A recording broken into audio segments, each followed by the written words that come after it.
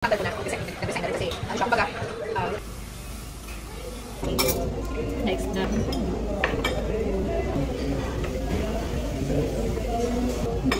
Ano? Di man titigisa. Oven bake ba yun?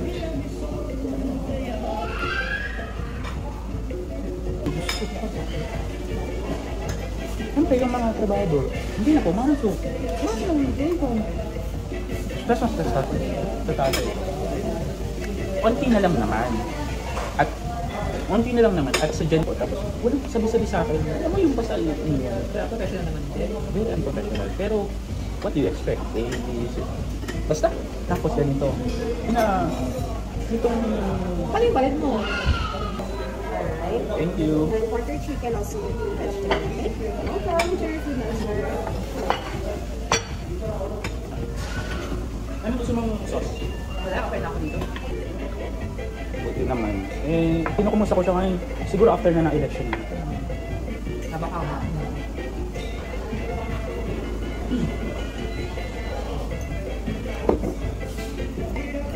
Ano yun?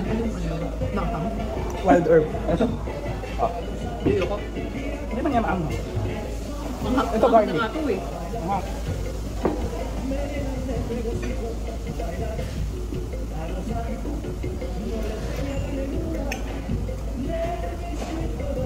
Tamis naman ito, sweet potato. Tikman mo. Ito. Sige na. Corn cup. Sweet potato eh. Oo nga, pero sobrang tamis niya. Talaga? Sweet naman siya.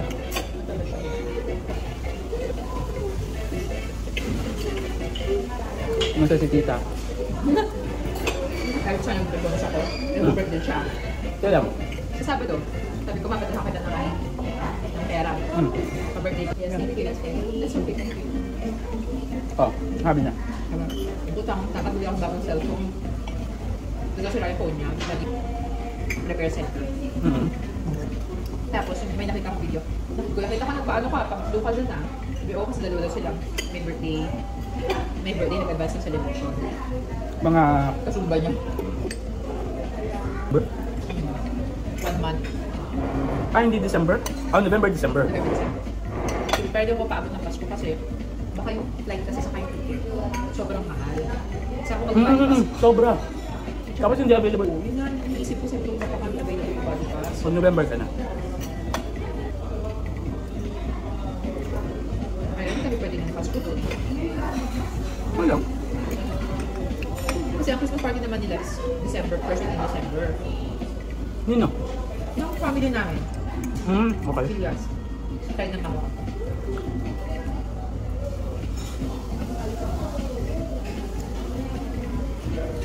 Saka tingnan ko yung ano, sa Bataan, na doon. Hindi mo ba may nakita? Diba? Ito lang, gulay. Wala. Ito pa oh. Ano?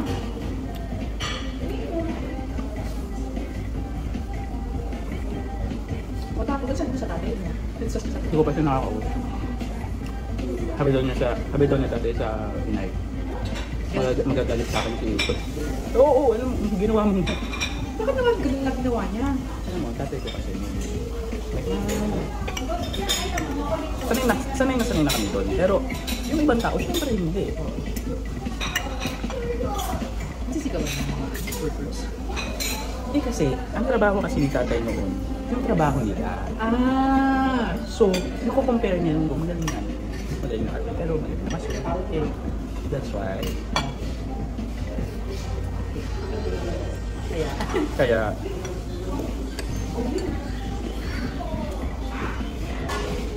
Pero syempre, ito na yun. I mean, yun nga lagi ko pinapa-intindi sa kanya. Iba noon, iba nga.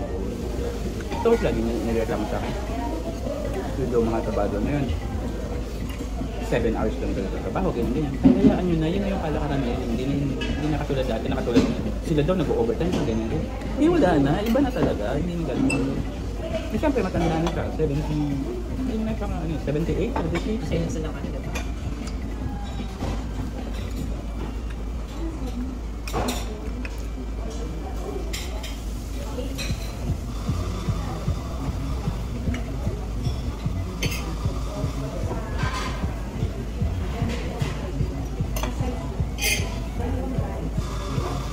ba birthday tita? May 10. Hmm. Ano siya? 60.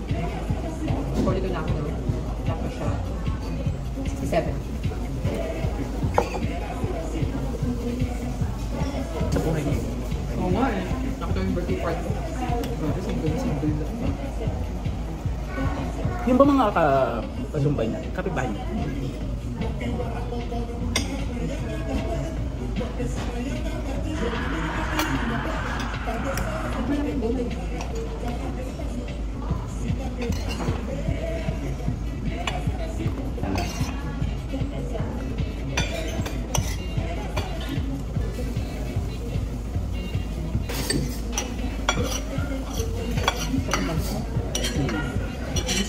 Ang isa. Ang isa rin.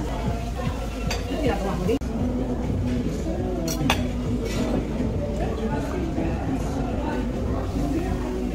Yes. Yes.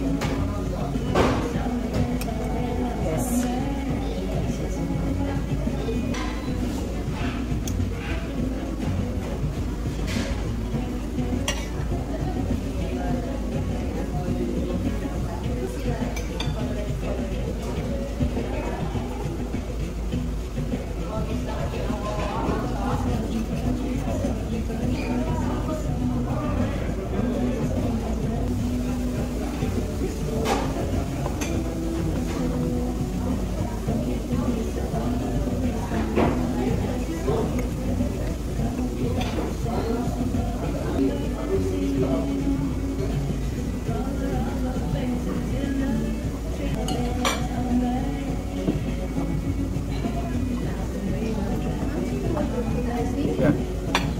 Can we have more rice?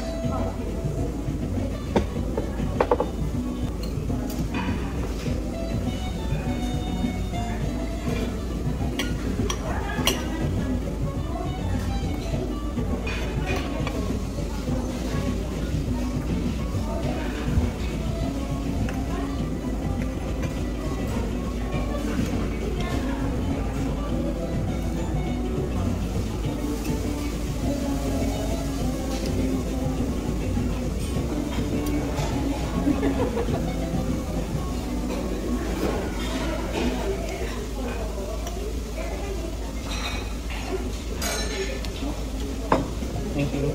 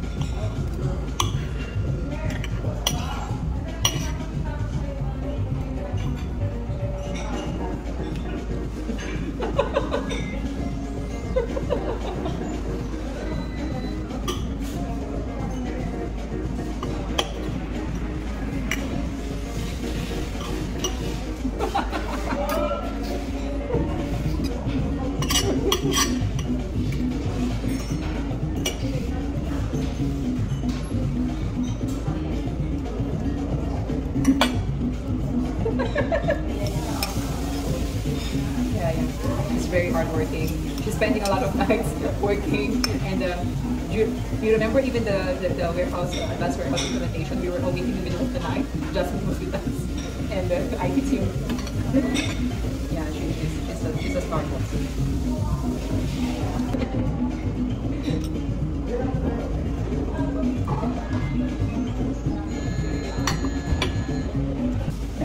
Maya ulit.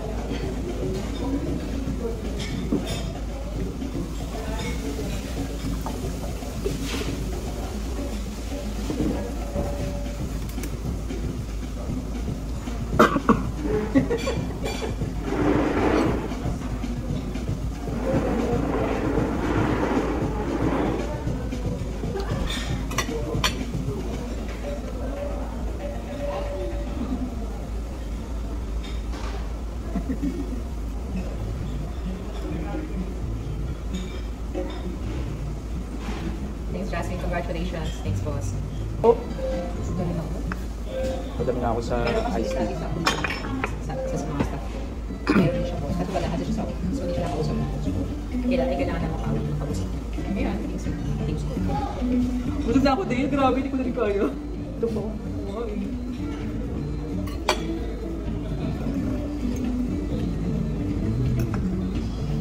Ang tamis talaga nito. Wait lang. Ano mas makakain, di ba?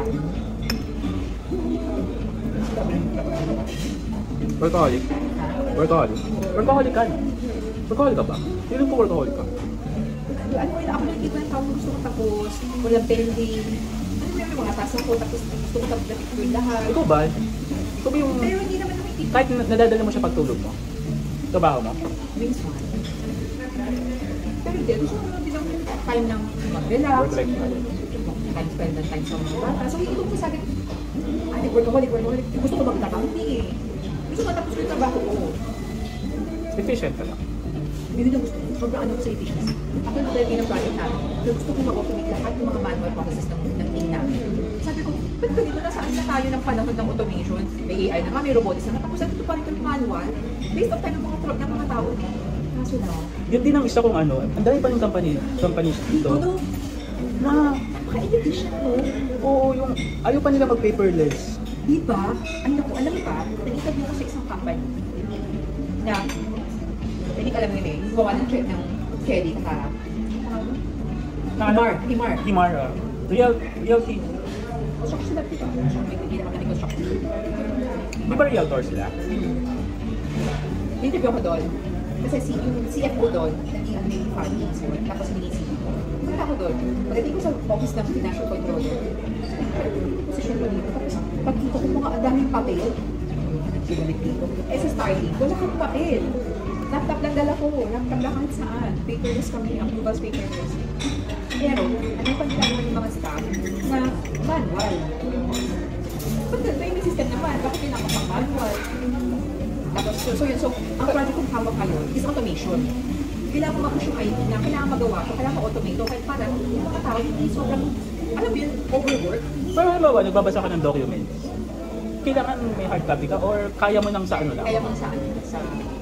Paano pag nag-notes ka? Ha? Pag nagko-comment ka, doon ah? Sa per PDF, di ba? Ngayon sa PDF, pero kapag Oo. Pero ako, halimbawa, yun lang problema sa akin. Halimbawa, nandiyan na siya yung document na. I-print ko siya. Hindi ako, ayoko nung nahihilo ako. Kaya kailangan ko siyang ano. talaga. Hindi, sanay na ako sa document. Hindi ako hirap ako tapos halimbawa hanapin ko ulit. Paano ko nahanapin? Pero, yung financial statements namin, pinrint ko lahat yun. Tapos isa-isa ko, tapos i-hold ko, may comment ako. Yun lang ako, yun lang pansin ko. Even sa, basta reading, mas gusto ko ang ano. Excel kami dito. Sa Excel, pwede ka rin maglagay na notes ng comments. Oo. Hindi, even so, ako naglalagay din ako ng comments sa ano kapag may mga ipapasa akong kung ano-anong comment na. Pero hindi halimbawa ako, yung ako lang, tatrabahoin ko sa comprehension, kailangan physical. Pero pag book, ayoko ng book na ano, Na, ito babasahin. Kailangan gusto ko na lang hawakan ko siya. yun nga, yung mga ganong Hindi dito. ko alam kung pa siya kita. Yung book sa mga... Iba-iba din talaga eh. So yun, sabi ko, ba't gano'n? So, yung inefficiency nila, ng ano, kasi dahil hindi kami kaya nakahawakan ng system or hindi napaibigan ito. So, ngayon, ako yung nagdadrive yung project na gano'n. Ang problema ganito, napakahapon. Sure. Meron kasi kami call center sa India, outsourcing. Sabi niya, baka ibang roles daw ang Pinas. I-outsource.